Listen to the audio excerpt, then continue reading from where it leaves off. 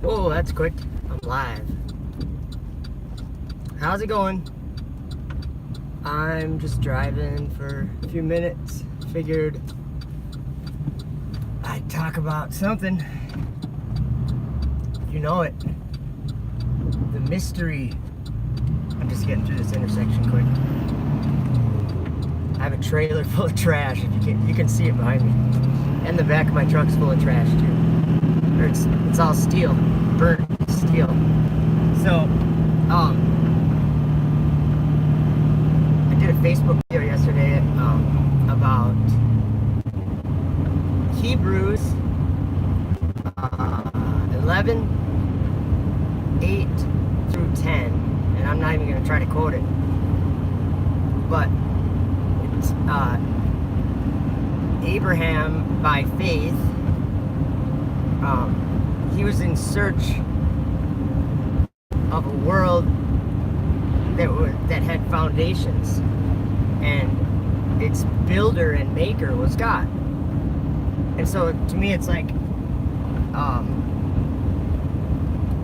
he was a sojourner in this land, like he was a stranger in this land, or he was just staying for a while. So I'm just watching my trailer sway a little bit. There's no tongue weight. It's like all up on the back. It's fine. So my trailer trash? Yeah, I am today for sure. For sure.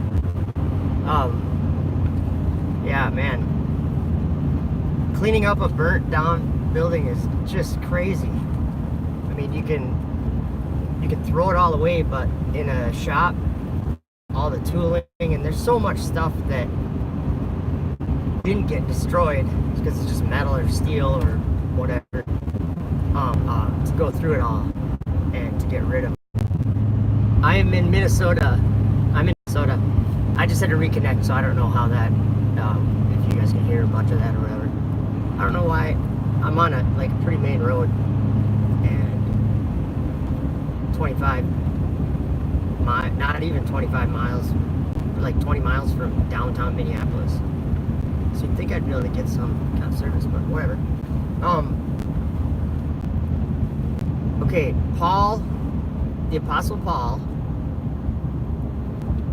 was shown a mystery, the revelation of Jesus Christ, by the revelation of Jesus Christ.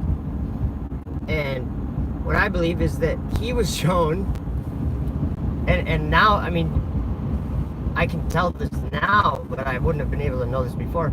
But Paul was shown, he wasn't, I guess here's how I would explain it. He wasn't shown the things that Daniel and John and like the visions like that. It was just revealed to him by Jesus. So the way I look at it is that Paul got to understand the book of Revelation before it was written, basically, because it's the testimony of Jesus. It's the spirit of prophecy. It's the it's the testimony of God, for us, for this time, for the end. And that's just the thing, is that what Paul said. What is it? I'm going to screw it up if I try to quote it. But by the revelation of Jesus Christ, that's how someone is, or in the future, he was talking about in the future, I'm sure he didn't know when, but it was by the revelation of Jesus Christ that someone would, sorry, I'm just making sure everything's good to go. That someone would gain the knowledge to preach the gospel. And in the time we live in right now, I'm starting to understand, believing happens like really deep down, I think. And I think for me to believe, it took like 3 years of him showing me, well, it didn't really, but what I'm saying is I think that most of the world doesn't believe. Pretty sure most of the world doesn't believe, especially the people that consider themselves believers. But they will. It's like there's a mystery, and so it's gonna know that is what I'm saying. But at the same time, at the very end, there's like an extra challenge to overcome this beast and his image, and the flat earthers are screaming it for a long time that there is strong delusion happening up in heaven and dragons and everything. So it's just that time. I mean, I don't really even know how else to say it. It's the end of the world as we know it. So if you're from Minnesota, you'll probably remember this. I don't know what year it was. It must have been, I think I was in high school. So it must have been like 1994, something like that. Yeah, probably 1994. So I'm just thinking, my brother was driving, I think, and we went to this ski place, and there was a rock and roll radio station that was playing, and they were switching from, like, what was it? They were switching from some station to 93X or something like that. The Edge or something, I don't remember exactly, but for, I don't know how long, like 3 days, they played that song non-stop. Hey, Nathan, how you doing? I saw your video. That was hilarious. Beef, beef, beef. It was giving me, I got a kick out of it. That was great.